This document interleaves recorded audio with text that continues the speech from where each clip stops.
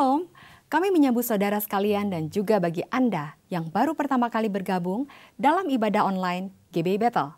Kami berharap saudara sekalian dalam keadaan yang sehat dan dalam lindungan Tuhan. Bagi yang baru pertama kali bergabung dan juga bagi Anda yang rindu untuk didoakan dan dilayani, dapat mengirimkan komen pada kolom chat. Sebelum kita mengikuti ibadah ini, mari kita berdoa. Tuhan Yesus, terima kasih Tuhan, kami bersyukur atas setiap kebaikan-Mu. Sebentar kami akan memuji dan menyembah-Mu. Kiranya Kau bertahta atas setiap pujian kami. Terima kasih Tuhan, hanya di dalam nama Tuhan Yesus. Amin. Selamat beribadah, Tuhan Yesus memberkati. Shalom Bapak Ibu, Saudara-saudara yang dikasihi oleh Tuhan. Saya percaya bahwa setiap kita yang datang ke tempat ini merasakan kebaikan Tuhan dalam kehidupannya. Amin. Saya percaya bahwa setiap saudara-saudara datang ke tempat ini, itu semua karena anugerah Tuhan. Kita masih ada di tempat ini, kita masih bisa membawa semangat yang baru, sukacita yang baru, itu semua hanya karena kasih anugerah Tuhan. Amin. Mari kita sama-sama bersatu hati, kita mau sama-sama membuka ibadah ini dalam doa. Kami mengucap syukur Tuhan untuk kebaikan-Mu yang nyata dalam kehidupan kami. Kami mengucap syukur Bapa bahwa kami bisa ada di tempat ini sampai detik ini. Itu semua hanya karena kasih anugerah-Mu Tuhan. Dan pada pagi hari ini kami mau sama-sama mengangkat pujian dan penyembahan kami Tuhan. Sebagai rasa ucapan syukur kami untuk kasih-Mu, untuk pribadi-Mu yang setia, yang baik, untuk kasih-Mu yang tiada berkesudahan. Terima kasih Tuhan untuk kasih-Mu. Engkau Allah yang setia, Kau tak pernah tinggalkan, Engkau selalu ada setiap musim kehidupan. Bila kami datang ke hadapan-Mu Bapa, membawa sembah dan ucapan syukur kami Tuhan. Mari kita sama-sama angkat suara kita, mari sembah Allah kita yang setia. Sungguh Engkau baik, Kau teramat baik. Engkau Allah yang setia, Kau yang tak pernah tinggalkan. Haleluya.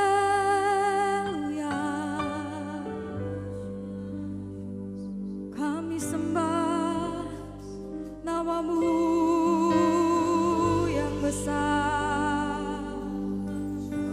Agung nama-Mu,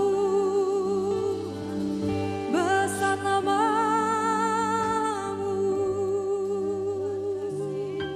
Terima kasih Tuhan, kami ucapkan untuk berkat kemurahan-Mu.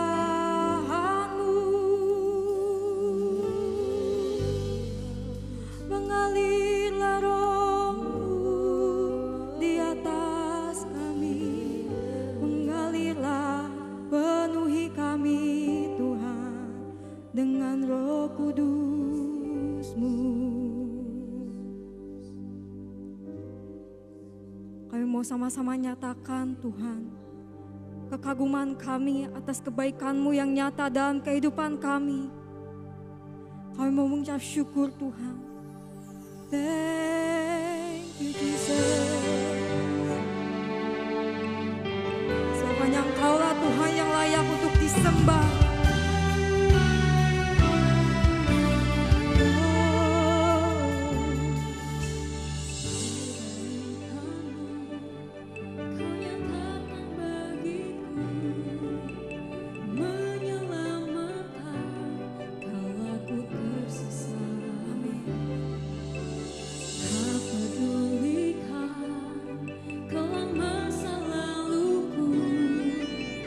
Ku diubah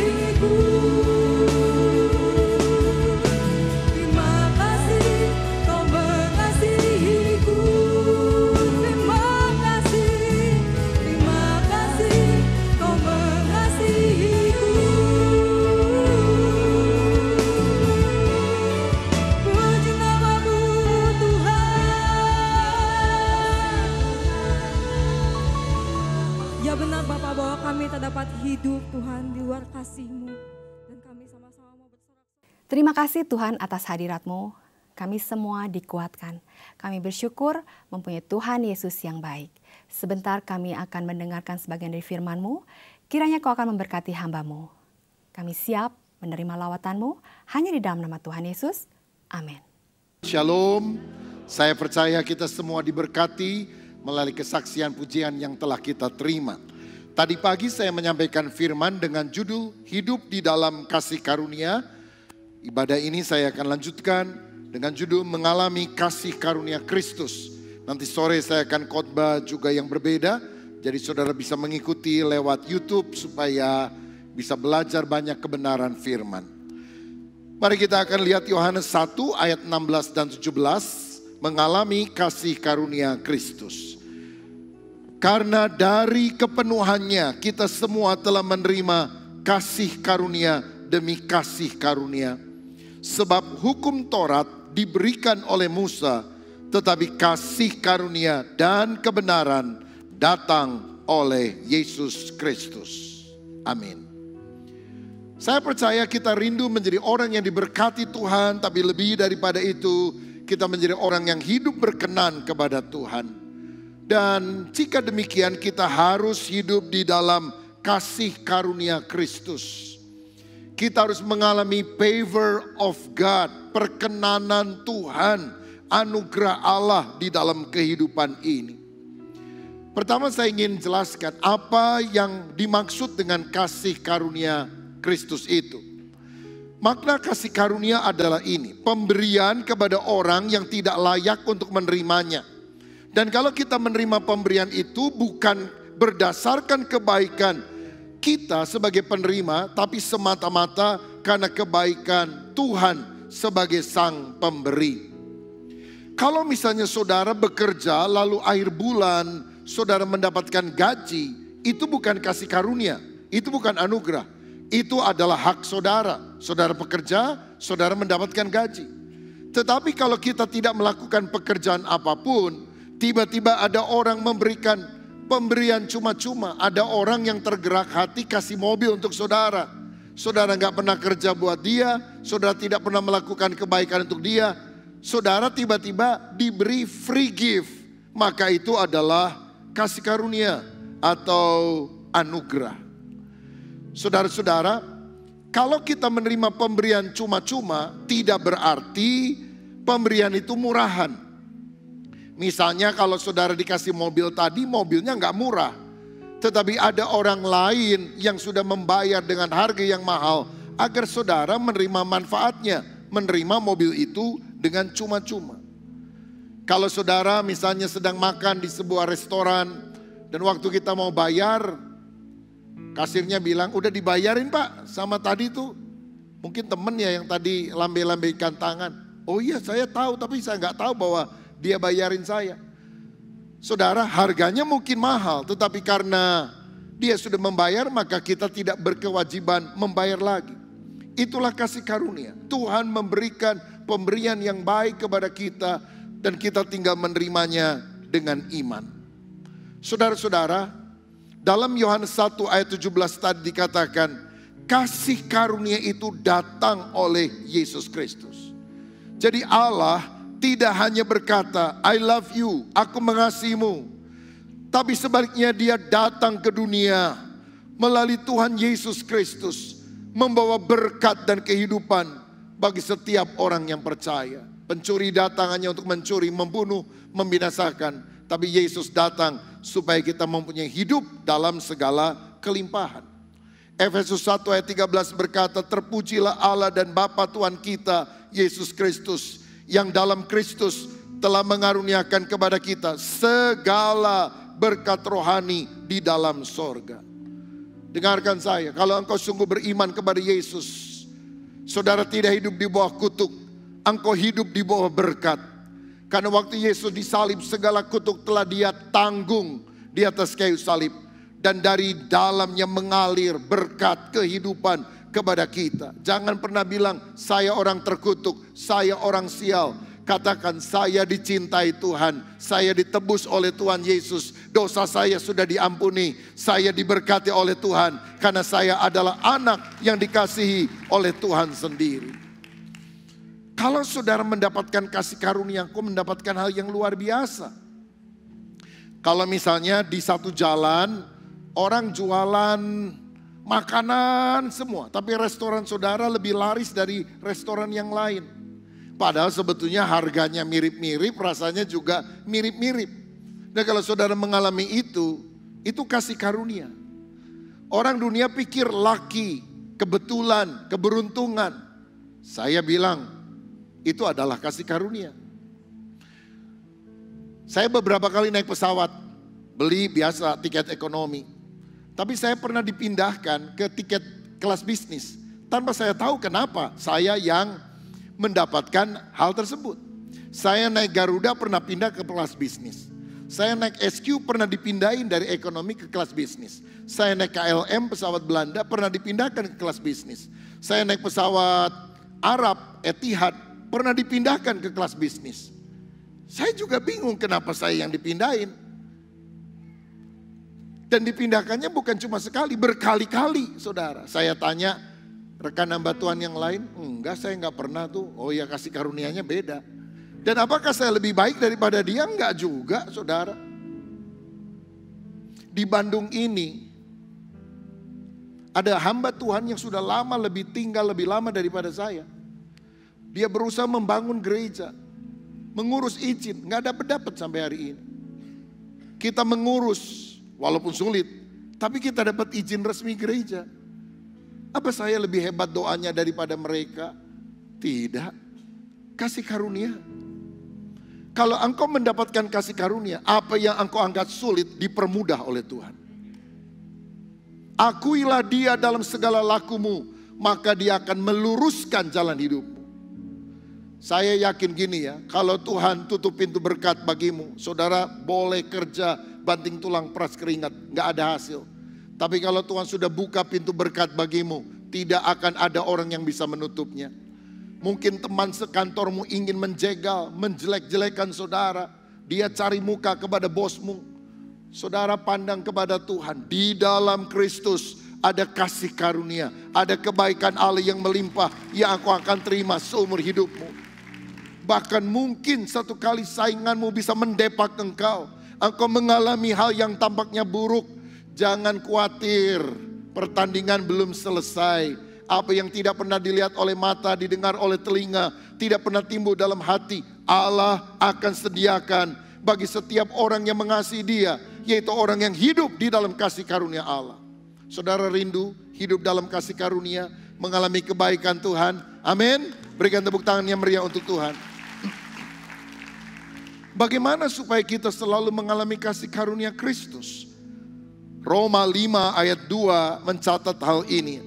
Roma 5 ayat 2, baca bersama 2-3. Oleh Dia kita juga beroleh jalan masuk oleh iman kepada kasih karunia ini. Di dalam kasih karunia ini kita berdiri dan kita bermegah dalam pengharapan akan menerima kemuliaan Allah. Jalan masuknya untuk kita mengalami hidup yang penuh kasih karunia, iman kepada Kristus. Karena itu begitu saudara percaya kepada Kristus, engkau tidak lagi di bawah kutuk, engkau hidup di bawah berkat. Dan kalau kita terus mengalami pertumbuhan iman, bertumbuhlah dalam pengenalan akan Kristus, maka kasih karunia demi kasih karunia Tuhan akan limpahkan di dalam kehidupan kita. Miliki iman yang teguh di tengah dunia yang penuh dengan tantangan. Sebab orang yang tidak punya iman tidak akan melihat hal-hal yang baik. Tapi orang yang punya iman walaupun menghadapi tantangan, dia akan melihat kemuliaan Allah yang luar biasa. Daud beriman bahwa Tuhan akan memberikan kemenangan melawan Goliat. Dan dia bisa mengalahkan raksasa yang sangat besar itu.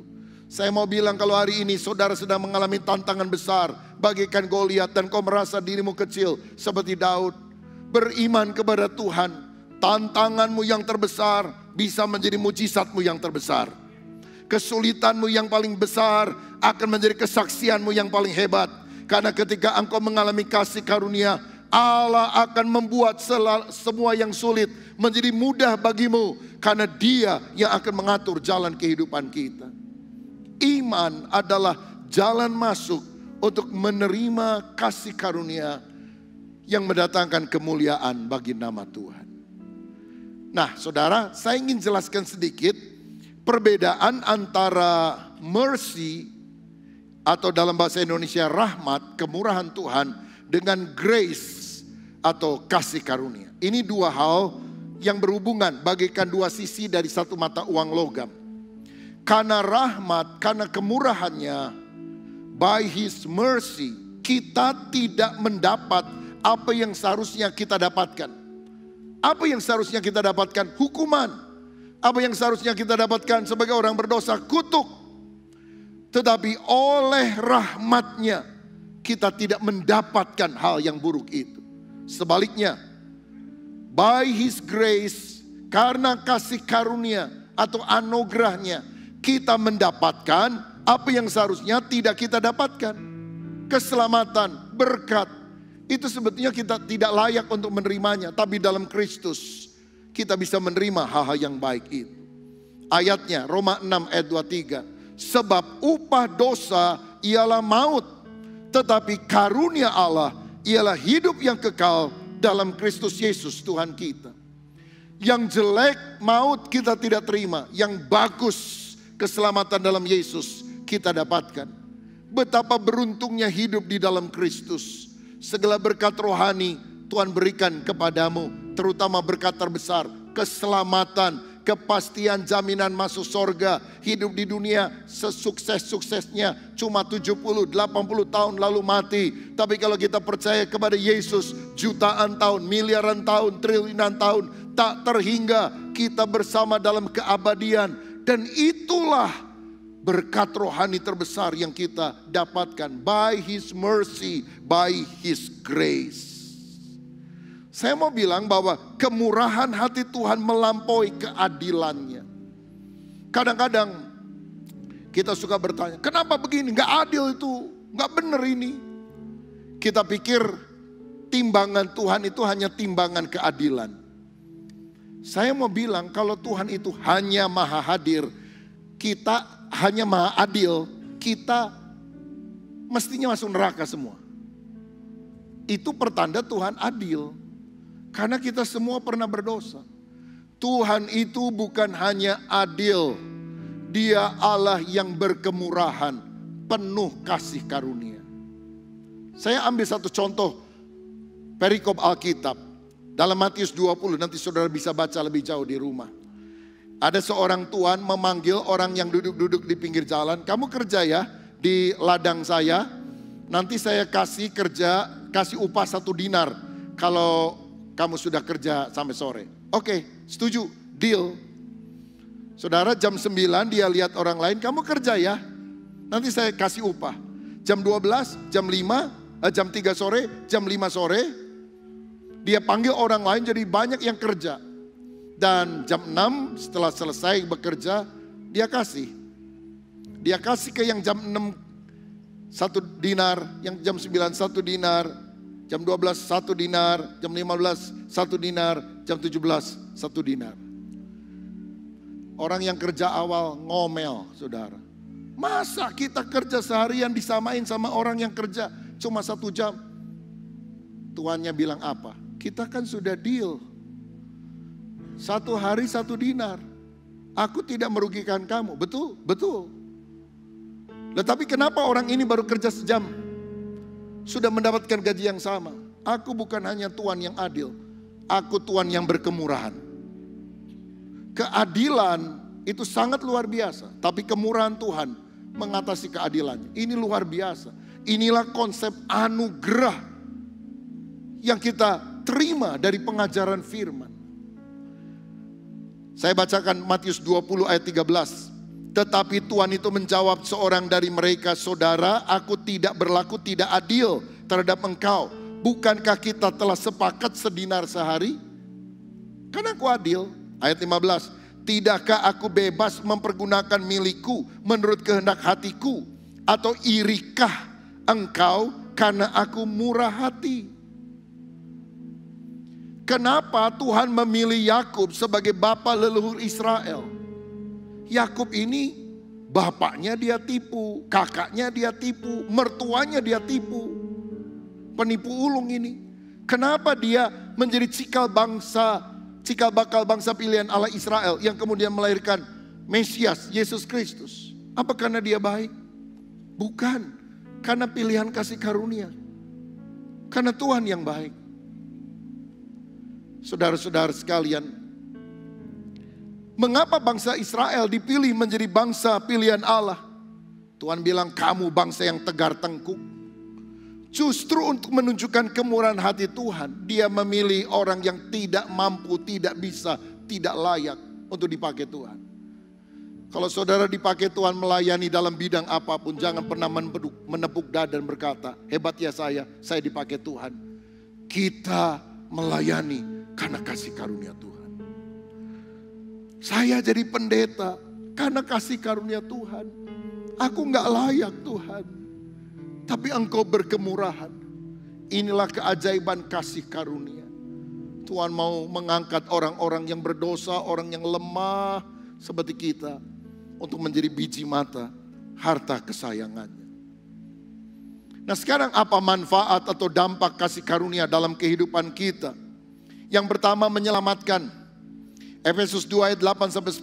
Sebab karena kasih karunia kamu diselamatkan oleh iman. Itu bukan hasil usahamu tetapi pemberian Allah.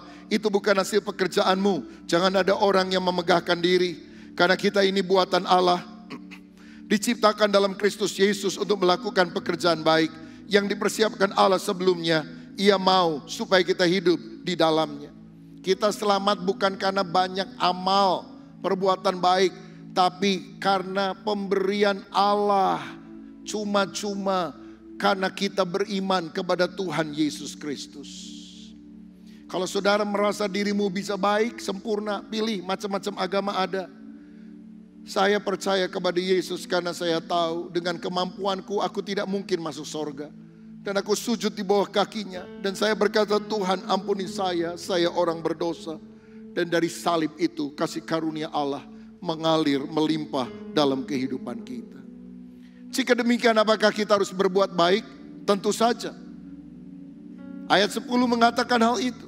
Tapi ingat, perbuatan baik bukanlah syarat untuk kita mengalami kasih karunia Allah. Tetapi perbuatan baik justru adalah bukti bahwa kita telah mengalami kasih karunia Tuhan. Kalau hari ini ada di antara saudara yang tidak yakin kalau engkau mati masuk surga atau masuk neraka, dosamu banyak, engkau datang ke gereja pun karena diajak-ajak oleh anggota keluargamu, oleh temanmu. Jangan pernah pikir engkau bisa suci dengan kemampuanmu. Percayalah kepada Yesus. Minta kasih karunia Allah mengalir.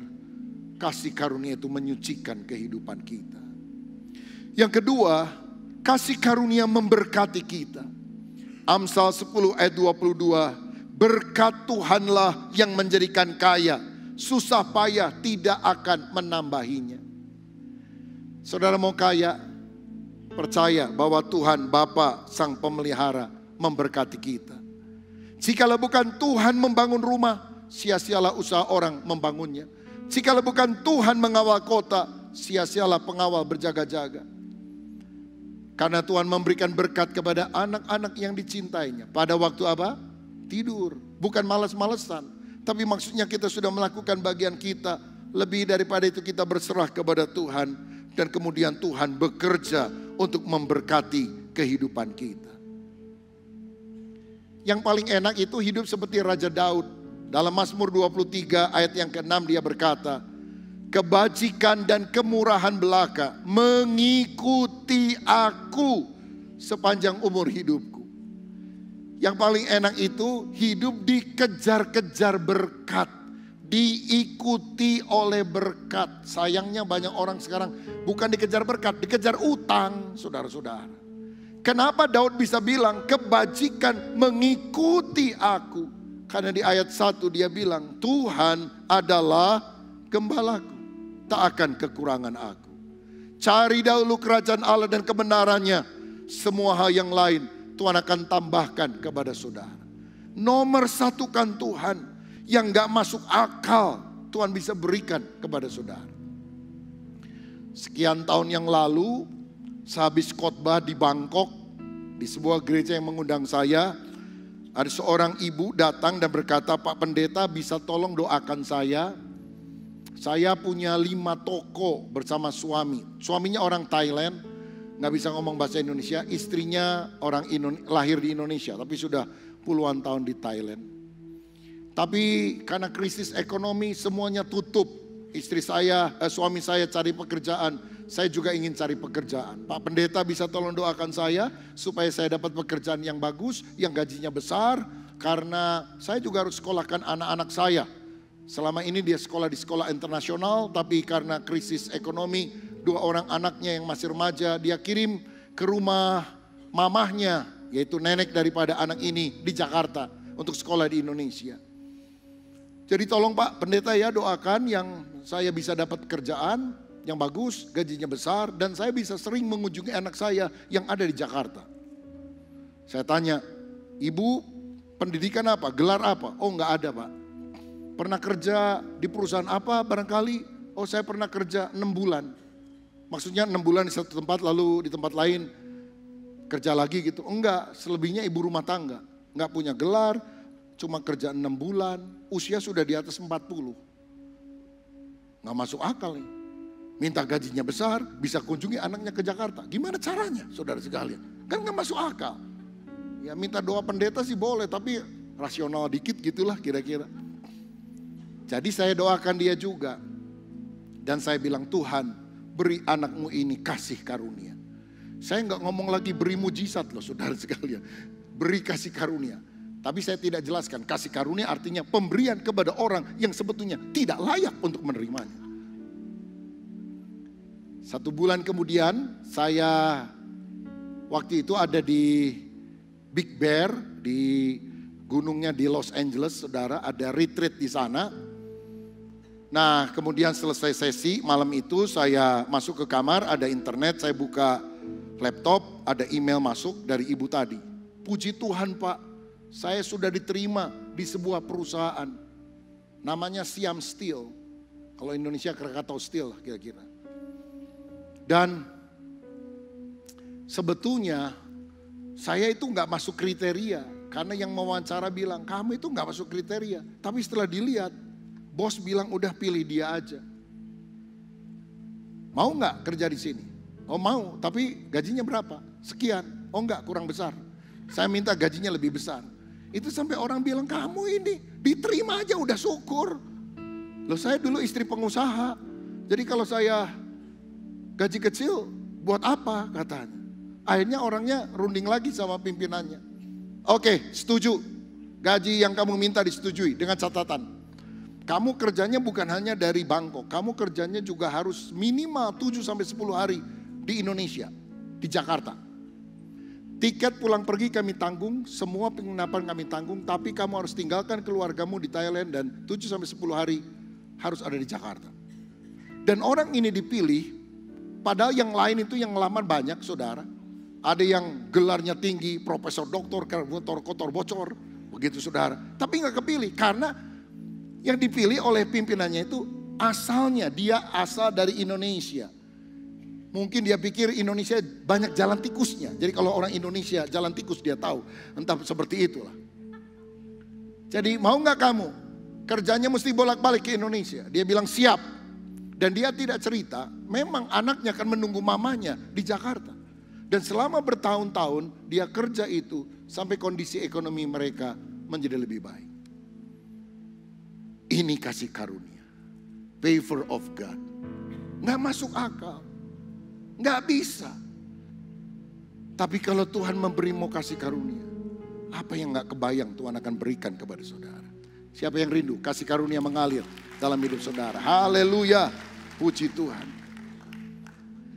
Dan saya mau bilang, orang yang mengalami kasih karunia mendapat berkat belum tentu bisa memiliki, tapi dia bisa menikmati.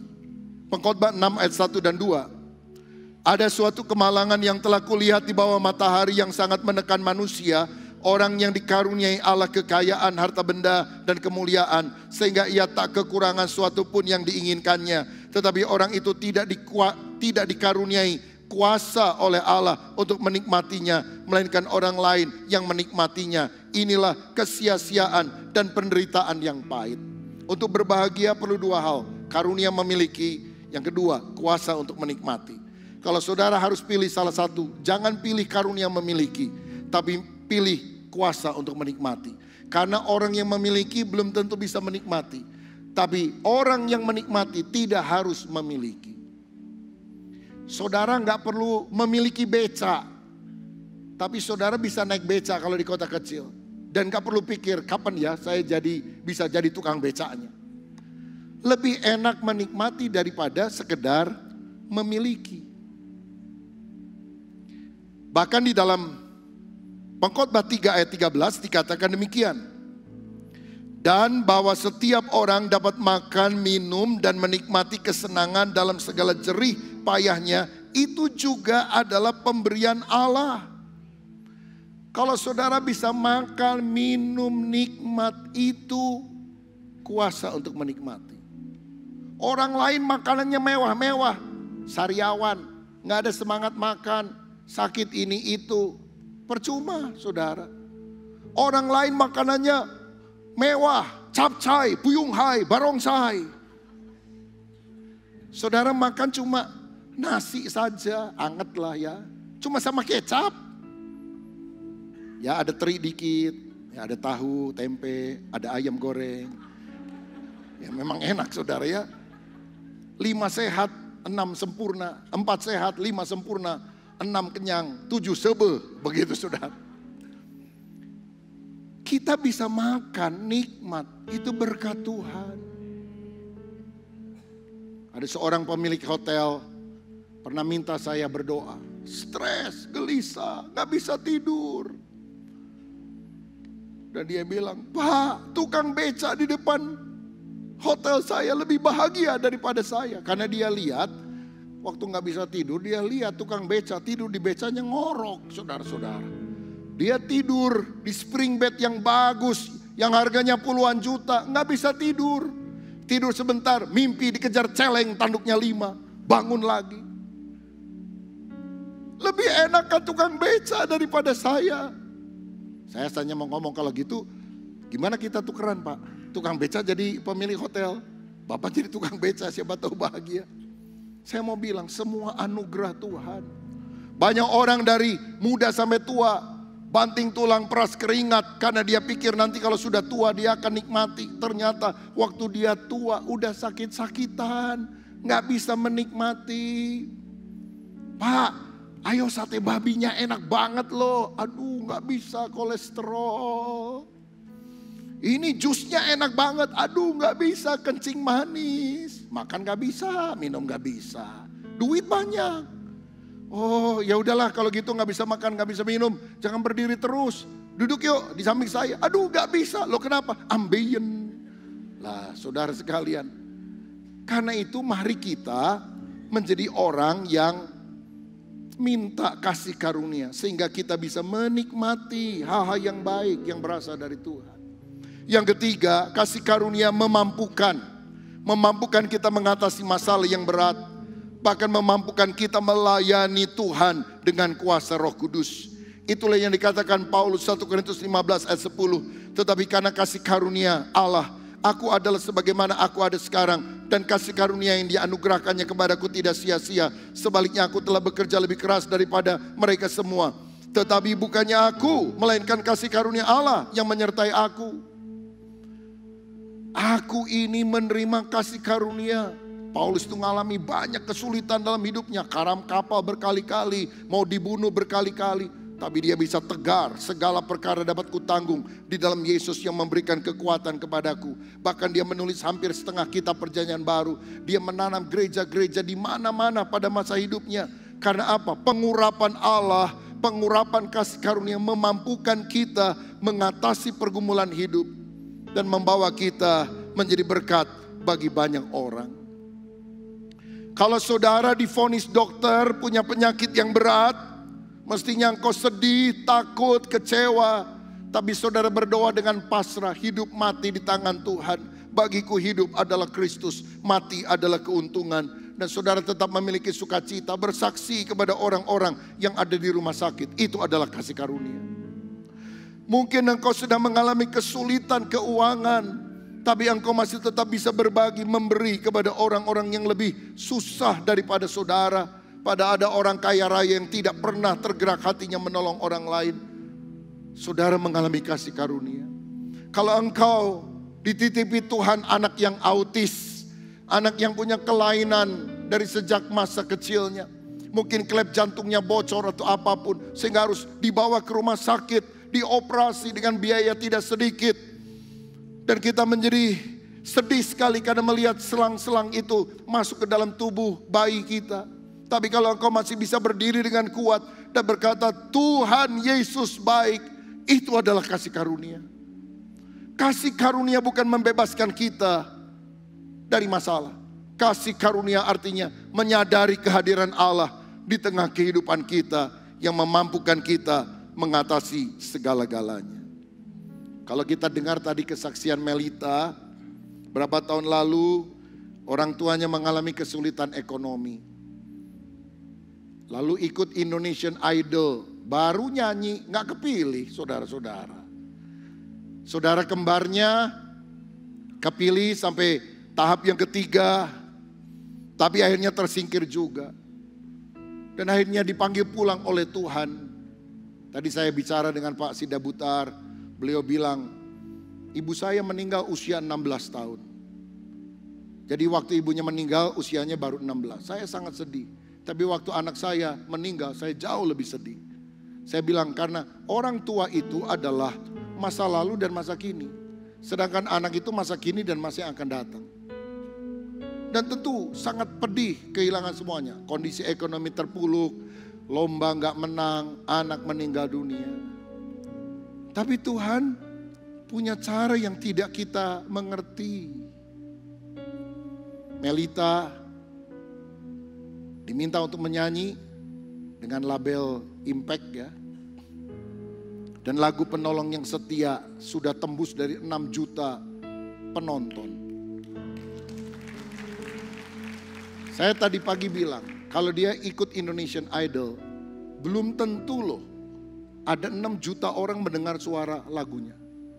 Ini lagu rohani, skupnya kelihatannya lebih kecil. Tapi kalau Tuhan memberi kasih karunia, terbuka jalan. Ini panggilan hidup, saudara, saudari kembarnya sudah bersama dengan Yesus di tempat yang lebih senang. Dia masih punya tugas. Itu kasih karunia Tuhan.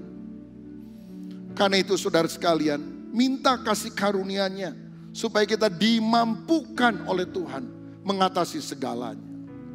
Yang terakhir, bagaimana kita bisa hidup dalam kasih karunia? Pertama, hiduplah penuh ucapan syukur. Orang yang mengerti hidupnya adalah hidup yang mengalami kasih kebaikan Tuhan akan selalu bersyukur. Belajar berterima kasih untuk apa yang Tuhan sudah percayakan. Lihat dunia ini dari sisi positifnya, jangan dari sisi negatifnya terus. Jangan suka komplain, jangan suka mengeluh. Seperti orang Israel mati semua di padang pasir karena komplain, mengeluh. Ini tandanya orang tidak tahu berterima kasih kepada Tuhan.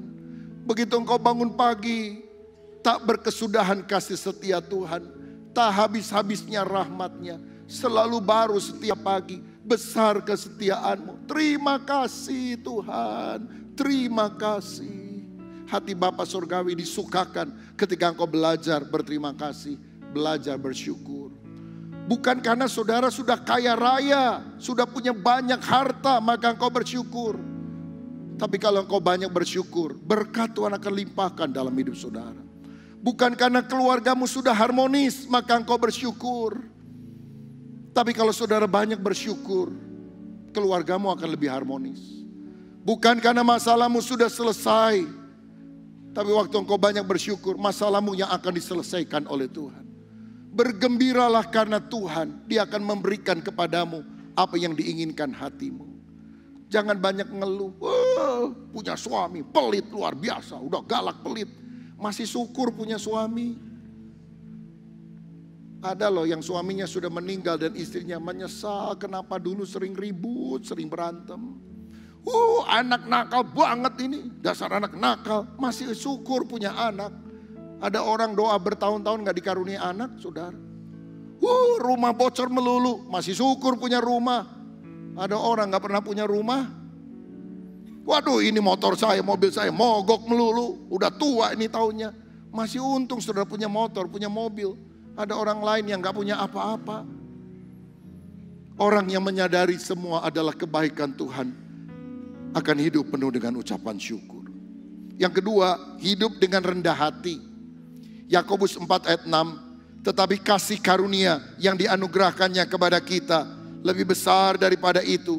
Karena itu ia katakan, Allah menentang orang yang congkak, tetapi mengasihani orang yang rendah hati. Kenapa kita harus rendah hati? Allah menentang orang congkak. Lagi pula dikatakan pada kalimat sebelumnya, tetapi kasih karunia yang dianugerahkannya kepada kita lebih besar daripada itu. Apa alasannya kita sombong? Semua kasih karunia Tuhan. Bukankah seharusnya kita dengan rendah hati berkata, Tuhan terima kasih untuk anugerah-Mu. Saya mau bilang saudara ya, kalau engkau diangkat Tuhan, dipromosikan Tuhan jadi orang hebat, pangkatmu naik, jabatanmu naik. Jangan sombong dan jangan suka nindes bawahanmu. Tuhan gak akan suka. Dulu waktu engkau masih pegawai rendah, engkau kelihatannya baik, berdoa dan sebagainya. Sudah naik, jalan udah beda, ke gereja udah males, sama orang kejem. Tuhan lihat loh, Tuhan bisa balikan dalam sekejap mata. Hiduplah rendah hati. Aku hidup hanya oleh anugerah kasih karunia Tuhan. Orang sombong akan dipermalukan, tapi orang yang rendah hati akan ditinggikan oleh Tuhan. Yang ketiga, hidup dalam pengampunan. Jangan gampang menghakimi orang lain. Kalau orang lain jatuh dan sebagainya, dia punya urusan sama Tuhan. Tuhan di atas segala Tuhan.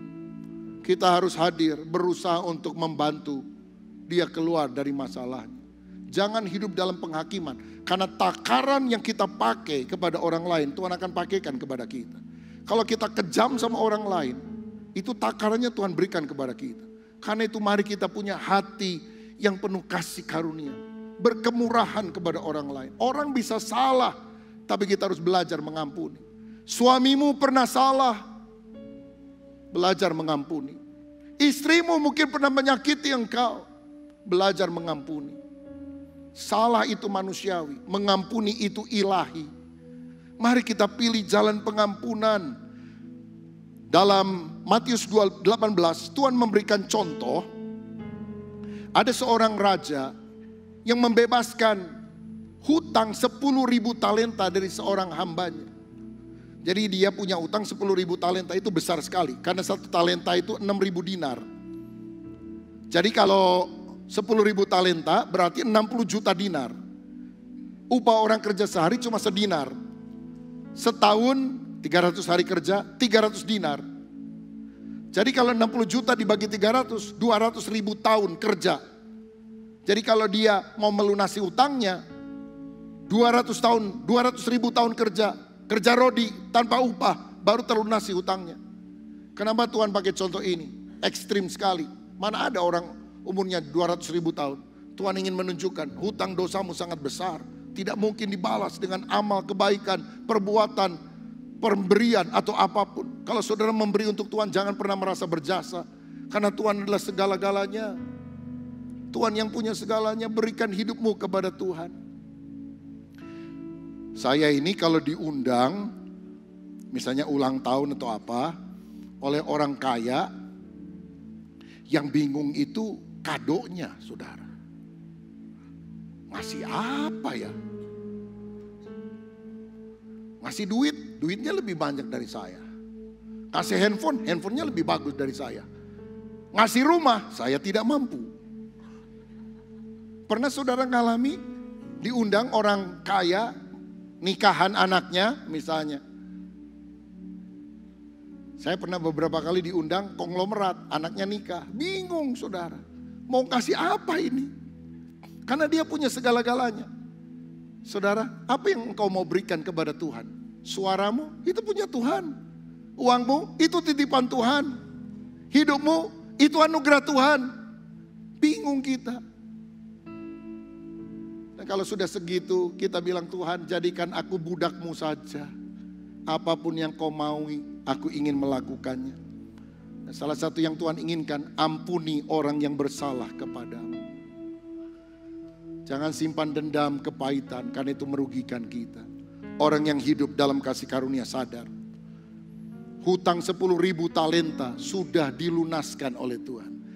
Jangan keluar, cekek temanmu yang cuma utangnya 100 dinar, upah orang kerja 4 bulan, dan bilang, kalau kamu tidak bayar, kamu tetap masuk dalam penjara. Tuhan akan murka dan menjebloskan kita ke dalam penjara. Algojo akan menghukum kita.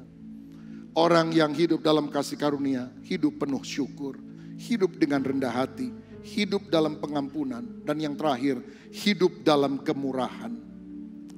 Suka memberi. Sakius adalah orang yang ditolak oleh lingkungannya karena dia pemungut cukai.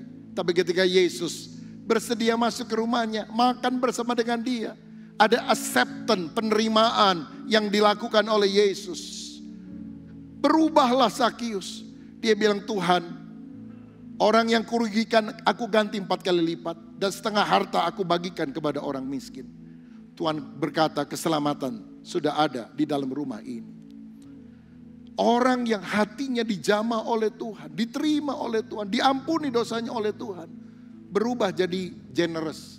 Jadi kalau saudara pelit luar biasa, jangan-jangan belum dijamah Tuhan tuh hatinya, saudara sekalian. Kalau orang dijamah Tuhan, generous, murah hati. Sakius berubah, bukan karena dia memberi. Ingat saudara, Tuhan mengampuni dia dulu, baru hasilnya dia generous, memberkati orang lain. Bukan gara-gara dia kasih persembahan, maka dosanya diampuni loh. Tidak demikian. Dia diampuni, dia diterima, dia mengalami kemurahan hati Tuhan. Maka kemudian dia belajar menabur, memberi untuk kemuliaan nama Tuhan. Amsal 11 ayat 24-25. Ada yang menyebar harta tetapi bertambah kaya. Ada yang menghemat secara luar biasa namun selalu berkekurangan. Siapa banyak memberi berkat, diberi kelimpahan. Siapa memberi minum, ia sendiri akan diberi minum. Guru TK ngajar apa? Hemat, pangkal, kaya. Firman ngajar apa? Hemat, malah miskin. Memberi, menabur, pangkal kaya. Saudara ikut siapa? Firman atau guru TK? Banyak orang Kristen imannya iman TK. Karena dia hemat, pangkal, kaya. Bukan berarti kita sembrono, boros begitu, enggak. Tapi menabur itu membukakan pintu berkat Tuhan melimpah dalam kehidupan kita. Ayo tetap menabur di ladang Tuhan. Memberi kepada orang-orang miskin, kepada orang kekurangan. Kita juga sedang membangun, saudara, membeli sebidang tanah di Sumarekon. Masih membutuhkan biaya yang besar. Saya berterima kasih saudara yang dengan setia menabur di ladang Tuhan. Besar, setiap bulan ini 1,3 M. Ya masuk persembahan pembangunan paling 100 juta, 150 juta. Jadi kalau akhir bulan itu bendara suka tanya, Pak kurangnya masih 1 miliar lebih. Gimana ya? Ya berdoa. Puji Tuhan saudara bisa menikmati fasilitas yang baik. Itu semua kemurahan Tuhan. Tapi kita juga terpanggil untuk menjadi orang yang menabur di ladang Tuhan. Saya bersyukur. Karena waktu saya memulai jemaat ini, bukan di gedung ini. Kita baru sewa di ruangan kecil tuh di Hotel Mutiara Jalan Kebon Kawung. Saya mulai dengan orang-orang sederhana. Gak ada orang kayanya, gak ada konglomeratnya saudara. Sekretariat kita gak punya, alat musik gak punya. Kalau latihan musik di rumah salah satu pengurus jemaat yang punya keyboard saudara sekalian. Tapi saya bersyukur saya melihat mereka yang menabur dengan mencucurkan air mata. Menuai dengan bersorak-sorai. Sekarang mereka diberkati oleh Tuhan. Karena orang yang menabur bukan cuma gerejanya yang diberkati. Pribadi-pribadinya akan diberkati. Pikirkan pekerjaan Tuhan. Tuhan akan memikirkan pekerjaan saudara. Saya teringat ada seorang bernama Rockefeller, kaya raya. Mungkin konglomerat pertama di Amerika Serikat, kalau boleh dibilang seperti itu. Sampai sekarang di New York, gedungnya Rockefeller Center itu masih tegak berdiri. Kaya luar biasa, umur 55 tahun, sakit, dideteksi kanker usus. Dokter bilang, umurmu cuma 3 bulan lagi. Wah, dia nangis, dia rasa umurnya sangat singkat. Dia kemudian doa gini, Tuhan aku belum bikin apa-apa, aku egois. Ini uang banyak tapi untuk diriku sendiri karena serakah. Sejak itu dia sadar kalau dia mati uangnya mau dikemanain.